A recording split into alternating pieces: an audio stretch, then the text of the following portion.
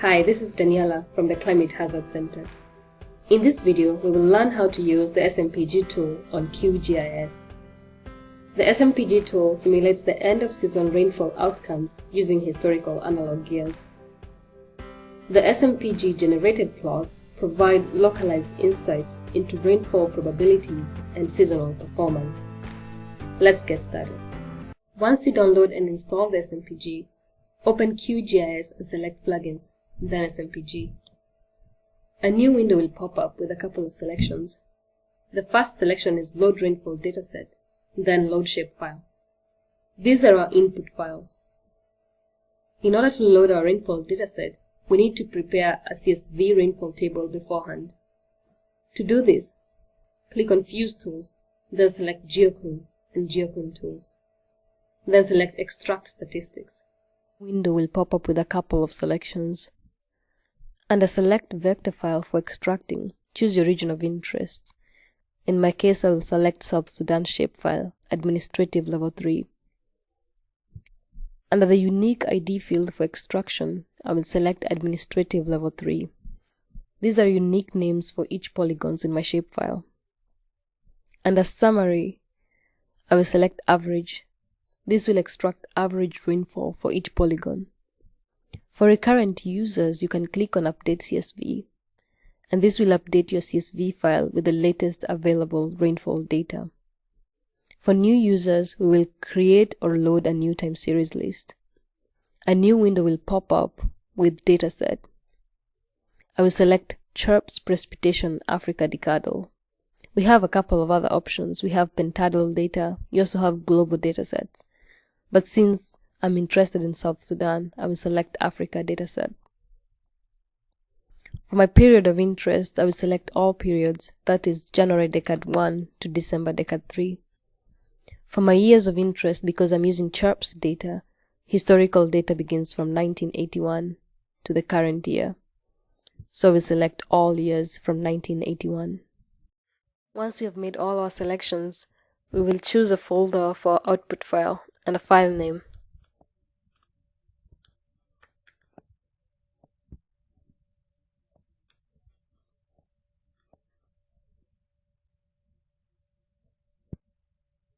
And then we are going to select OK.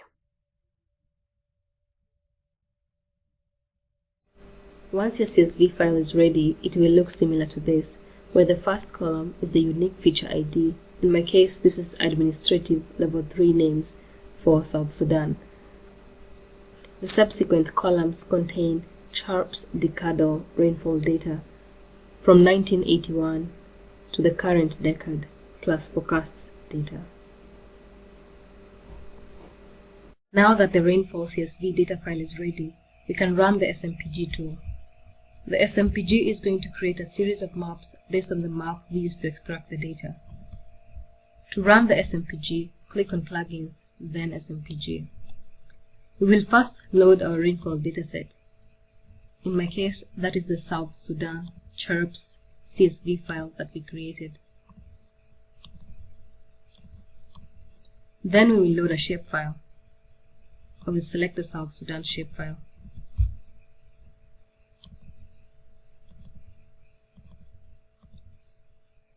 Here it's important that you load the same shapefile you used to create the CSV data file.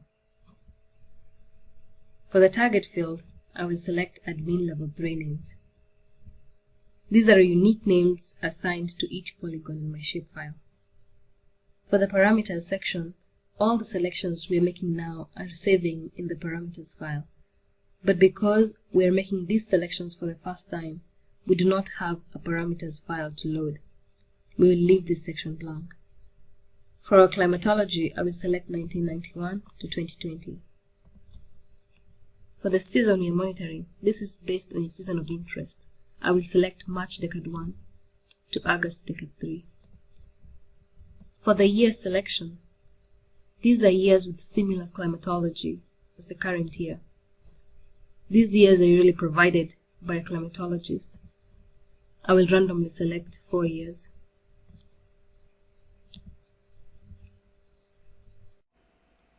Under Analysis Preferences, we will select Forecast.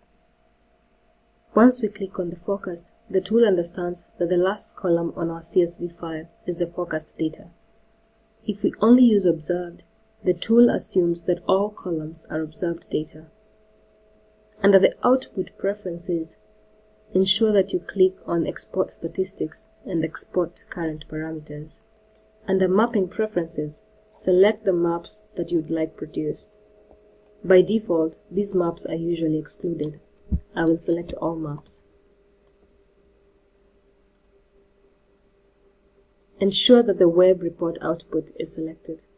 Once I have made my selection, I will choose a folder to save my output.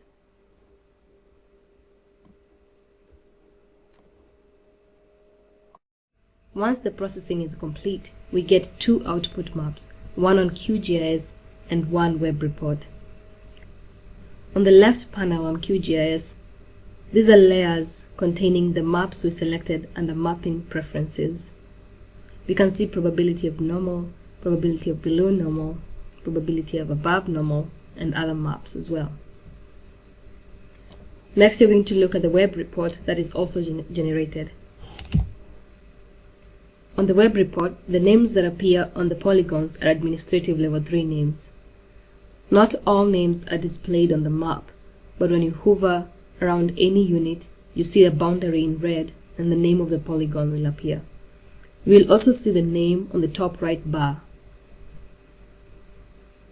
You can change the attribute that you want to show under the Select Label section. Under the Select Statistics, you will see a list of mapping preferences based on your selection when running the SMPG tool. We can see the percent of average from the beginning of the season to the current decade. You can also see probability of below normal, probability of normal, and other selections. Once you click on a polygon, it opens up a web report. On the top bar, you can see the name of the polygon. Then we can see the year that we are monitoring, that is the current year, and the monitoring season. I selected March Decade 1 to August Decade 3. For the graph on the right, the blue bars show the observed rainfall data up to the current decade.